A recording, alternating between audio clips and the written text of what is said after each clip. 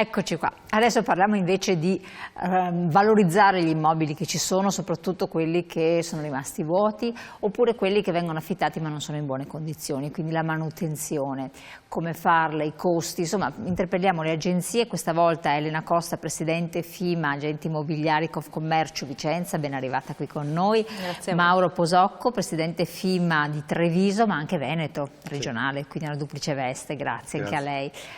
Allora, patrimonio sottoutilizzato, cioè fermo lì, immobile chiuso, sigillato, magari non in buone condizioni. Esatto, le proprietà immobiliari sono sottoutilizzate, parliamo di quasi una casa su 5 che risulta non abitata in Veneto.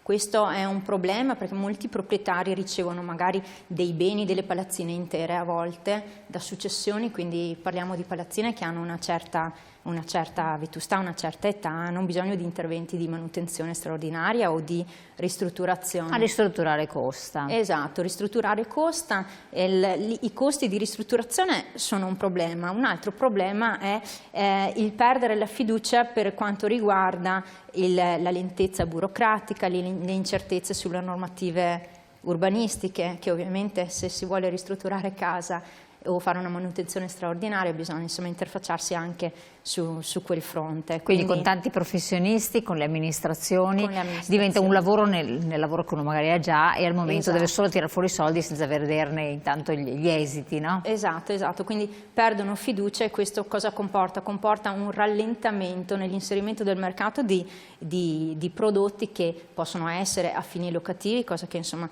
ormai lo sappiamo che c'è questa carenza di immobili, ma anche a livello di offerta nella vendita. Che è un altro aspetto importante. Che è un aspetto importante, non solo locativo. Quali potrebbero essere delle soluzioni plausibili a questo punto, per quel che riguarda il vostro punto di vista come agenzie? Allora, per quanto riguarda il nostro punto di vista, secondo me è sicuramente dare fiducia al cittadino di avere la burocrazia più snella. Per cui basterebbe un po' di collaborazione da parte di tutte le amministrazioni comunali, quelle sicuramente. Perché voi come agenzie non potete sobbarcarvi questo onere? No, noi non possiamo, ovviamente le agenzie immobiliari si affidano a tecnici, quindi la parte di ingegneri, geometri, architetti che ovviamente sono loro che poi devono confrontarsi con la burocrazia vera e propria. Quindi voi appellate alle pubbliche amministrazioni per venire incontro a questo e questo potrebbe essere uno sblocco importante e significativo. Sì, sicuramente, soprattutto per dare fiducia. Esatto, bravissimo. Che è la cosa più importante. Presidente, condizioni non buone, non adatte ad essere locate, oppure appartamenti che trovano anche degli inquilini, però ai noi. No, il problema è serio perché comunque noi abbiamo un parco immobiliare vetusto, parlo a livello anche nazionale ovviamente, non solo locale, e quindi questi immobili devono essere recuperati anche in forza e in funzione di quelle che sono le normative europee di cui dobbiamo a breve adeguarci. E quindi questo è un problema non indifferente perché abbiamo dei costi di costruzione che sono esplosi e sono aumentati in maniera pazzesca, specialmente dopo il Covid e anche per merito, se possiamo così usare questo aggettivo, del famoso bonus 110 che ha provocato un aumento dei prezzi del materiale in maniera ingiustificata. Adesso sta un po' rientrando, ma comunque i valori si sono comunque attestati notevolmente in maniera superiore rispetto a quella prima. E questo fa sì che anche il costo di costruzione appunto è aumentato e di conseguenza anche quello che può essere poi il valore che viene messo nel mercato per la vendita degli immobili ha raggiunto dei valori tali che non tutti possono permettersi.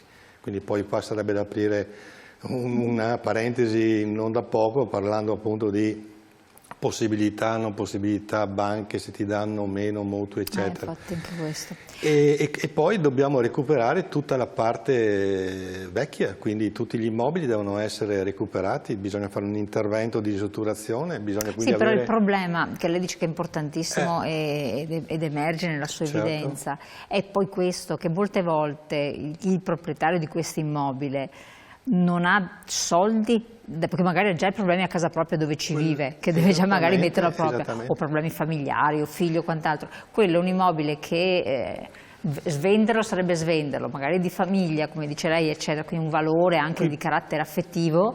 E qui difatti bisogna che ci sia, a parte la disponibilità, va bene, del privato, ma bisogna che ci sia un qualcosa da parte anche del pubblico, dello Stato o dell'Europa, nel senso che se è vero come è vero che dobbiamo recuperare questi immobili e adeguarli a quello che è le normative per il discorso di risparmio energetico, che è giustissimo, però è altrettanto vero che bisogna mettere nelle condizioni il proprietario, quello che è, nel poter intervenire. Pensare che il privato abbia possibilità di farlo con le proprie tasche la vedo alquanto difficile, quindi è ovvio che qualcosa deve essere fatto a livello, ripeto, governo, Europa. Bonus, non lo so, sicuramente sì, qualcosa comunque però se già il discorso del 110 è stato un 110, disastro per quanto riguarda l'economia. Sinceramente non vorrei commentarlo perché credo che i numeri dimostrino che se come idea poteva anche essere giusta, non lo so, in partenza poi di fatto non si è verificato questo. Il 110 ha sì e no portato a rinnovare, mi pare, 430.000 immobili in tutta Italia. Comunque chi già aveva intenzione di fare che qualcosa. Oltretutto è tutto da vedere se è poi tutto super bonus o bonus facciate, eccetera, quindi di fatto a ben poco ha servito, perché purtroppo la norma non è stata applicata, diciamo così, come doveva essere, solo in pochi l'hanno utilizzato. Però, torno a ripetere, bisogna che ci sia un intervento a livello governo, Europa. Ecco, voi come FIMA regionale, visto quell'interpello come Presidente regionale, ma può anche intervenire lei come territoriale, state facendo qualcosa, avete qualche interazione? Questo un po' per dare delle informazioni in generale. Diciamo che come a livello regionale, non è che a livello nazionale sì, ci si sta muovendo, FIMA si sta muovendo per far capire e portare ovviamente le problematiche, queste istanze nel palazzo e quindi far capire, ma a parte che solo si sa il problema, quindi noi cerchiamo di sollecitare questo intervento. Certo. Certamente sì. Le agenzie quindi avrebbero, se ci fosse questo sblocco, avrebbero anche più disponibilità di muoversi, di soddisfare quelle che sono delle domande, perché voi avete molte domande da questo punto di vista. Assolutamente sì, abbiamo molte domande e pochissima offerta. Molte domande e pochissime offerte, quindi manca quello che dicevano tanti. Manca l'offerta sia nelle locazioni ma anche nelle vendite, comincia a farsi sentire. Quali sono le richieste preponderanti, sia per le locazioni e poi invece per le... Allora, nelle locazioni le richieste sono principalmente di lavoratori che arrivano nel Veneto per dei lavori provvisori, ma parliamo anche appunto dagli universitari ai medici o altro, ma c'è comunque la fetta di cittadini che per vari motivi non vogliono acquistare. Magari c'hanno già la casa. Esatto, per vari motivi non vogliono acquistare. Per quanto riguarda l'acquisto vanno alla grande i bicamere o i tricamere. Diciamo che come metratura, se una volta si partiva dallo step del mini per andare al bicamera o al tricamera, adesso si va direttamente da una media di 75 metri quadrati. Quindi già più grande. Sì, già più grande, però ovviamente meno offerta, aumento dei prezzi. Ecco, siamo sempre lì. Infatti, leggo un messaggio che era arrivato prima, non sono riuscita a leggerlo, vediamo se gentilmente la regia me lo rimette in onda, così diamo uno sguardo. Ma quanto guadagna mediamente un agente immobiliare in erba? Va a provvigione o a stipendio? Perché adesso c'è il fascino dell'agente immobiliare. No? Noi andiamo a provvigione, nel senso che noi prendiamo la mediazione su ogni contratto di compravendita, di locazione che si fa, abbiamo quello Siete che è una liberi percentuale. professionisti? Siamo liberi professionisti, sì. È che per diventare agenti immobiliari non è che uno si ci mette Per diventare agenti immobiliari bisogna studiare. frequentare un corso e poi fare gli esami di qualificazione per poter esercitare la professione. Infatti, ma che magari sembra che sia tanto facile farlo, no, invece esatto. Non è semplice. Il dietro le quinte. Su questo mi permette, che su questo è bene che ci sia ovviamente questo corso e poi gli esami per poter essere abilitato a esercitare la professione, però quello che mi auspico è che comunque, cosa che mi pare ci sia l'orientamento, come in tanti altri ruoli, che ci sia poi l'obbligo di fare dei corsi di formazione, cioè essere formati. Aggiornamenti continui. Aggiornamenti continui, perché è vero che si può diventare agente immobiliare. Lei dice l'obbligo, perché gli aggiornamenti di cui parlava esatto, non la sono Presidente obbligo. di Padova Invece, non è a obbligatorio. mio giudizio, come la vedo io, per l'amor di Dio, ci dovrebbe essere una sorta di obbligo nell'arco dell'anno, uno deve frequentare determinati per le corsi. normative che cambiano. Per le normative, esatto, per essere appunto presente e preparato nel mercato immobiliare. Perché ora come ora uno va bene, giustamente supera l'esame, è qualificato per poter esercitare la professione, però poi Bisogna vedere se è in grado di nel esercitare. campo, nella pratica purtroppo troviamo Certo. tante cose che non vanno bene, insomma. Carelle, nel settore casa è trainante per tutta la filiera, coinvolge moltissime attività e imprese di servizi, bisogna però tenere sotto controllo i costi che abbiamo visto aumentano senza giustificazione. Sì, proprio così, proprio così. Anche perché lei parlava di ristrutturazioni e qui abbiamo tutte le materie prime, tutto è legato, tutto.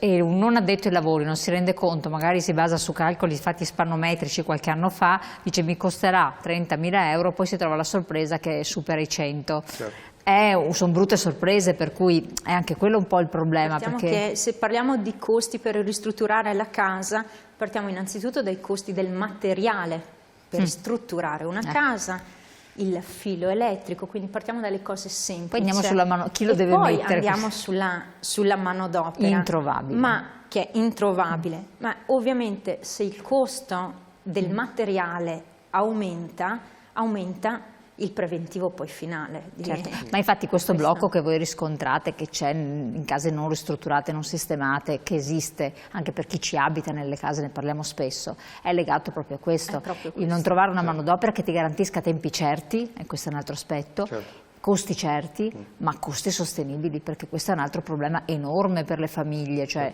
mentre prima si trattava di qualche migliaia di euro e già era pesante, che si ammortizzava, perché ci sono i tempi di ammortizzamento, adesso come ci vogliono i secoli per avere convenienza, per cui rigira il parco, tipo parco macchine. È sempre così.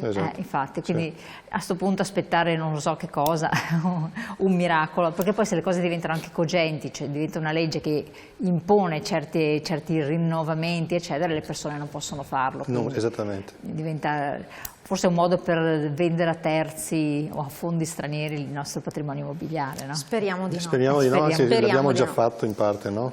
Quindi abbiamo già svenduto, mi pare, così a grandi linee un po' l'Italia, no? Mi auguro che questo non accada più, oppure comunque ci sia. Lei è presidente di Treviso, Treviso ha una situazione particolare oppure si... No. Treviso ha una situazione analoga a quello che può essere Vicenza, cioè i problemi sono gli stessi. Sono uguali in tutta la regione. Sono gli stessi in tutta la regione. Perfetto, e lo stesso per quanto riguarda il territorio vicentino. Quindi anche locazioni turistiche c'è questa... Turistiche, ma soprattutto anche noi abbiamo un po' l'universitario, sempre di una filiale di Padova, quindi adesso cominciamo a avere l'emergenza studenti, molto molto importante. Quindi tutto quello che è stato detto vale per tutto il territorio regionale. Sì, assolutamente. E allora io vi auguro di riuscire a trovare, per tutti, insomma per il bene collettivo, perché effettivamente non trovare casa è una tragedia, e avere una casa che non si riesce a collocare sul mercato perché non si hanno i soldi per sistemarla è un'altra tragedia, anche perché non rende, ma costa. Quindi di risolvere queste problematiche ci rivedremo. Ringrazio voi telespettatori di aver partecipato con i vostri messaggi, di essere stati con noi. Rivedete la puntata su YouTube e poi sul nostro sito internet. Grazie.